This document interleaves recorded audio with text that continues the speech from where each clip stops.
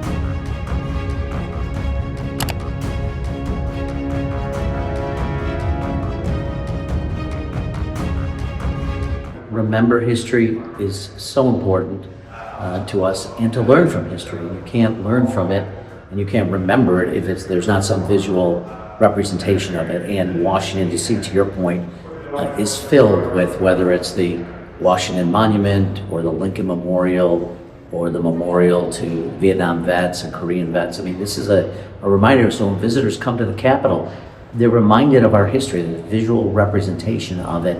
And again, to not learn the lessons of history is to repeat the lessons of history. And there's so much here that we should learn from. And this plaque is a visual way of remembering one of the darkest days in American history, the effort to overthrow the free and fair election of 2020. Here on Capitol Hill, nearly 100 members of Congress have put on display the plaque honoring police who defended the Capitol on January 6th. I'm in the halls outside the office of Congressman Joe Morrell of New York, who was one of the leaders of the effort to make sure the police were being honored and the memory of that day was not forgotten.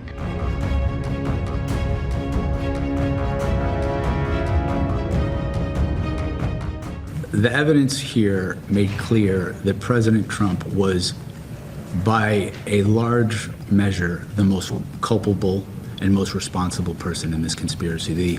These crimes were committed for his benefit. The attack that happened at the Capitol as part of this case does not happen without him.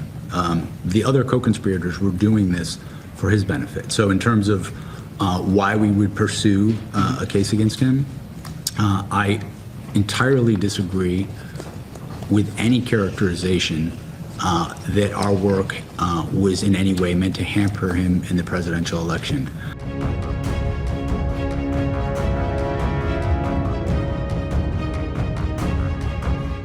Those officers need to be honored. They should have a very important place in American history and certainly in the history of this institution.